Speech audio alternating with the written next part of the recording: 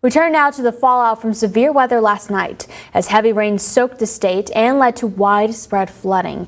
Utility crews that are still working throughout the state to repair damage from last week's storms now have more work added to their plate as gusty winds and heavy rain caused even more outages.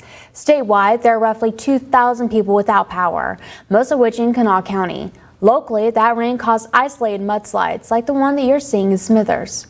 Charleston was also extremely hit as floodwaters covered major roads, including Interstate 64.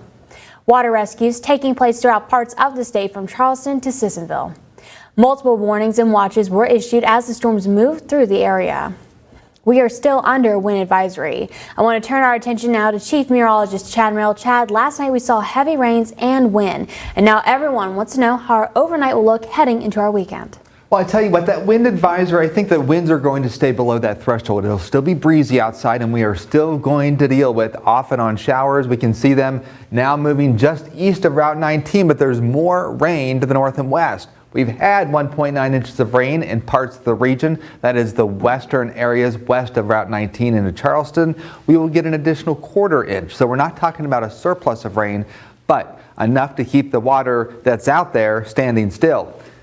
Here's more showers and storms over Cincinnati. May have a little bit of lightning a little bit later today, but the overall theme is it'll stay wet with a couple of dry breaks all the way through tomorrow with the low temperature down to 40 degrees. Now, we went out to Smithers to see the result of the mudslide and also conditions across the region.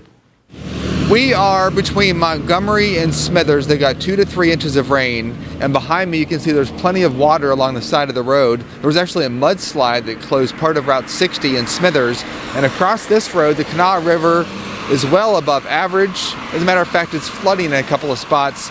So keep in mind this evening as these showers continue, turn around, don't drown if you approach a flooded road, and we could still have a couple of mudslides because some of those rocks along the side of the road are pretty loose from the very wet soil across the region. Now, going forward, yeah, we do have a drier pattern, but we do have a threat for some gusty winds over the weekend, and we will have your complete forecast coming up in just a couple minutes.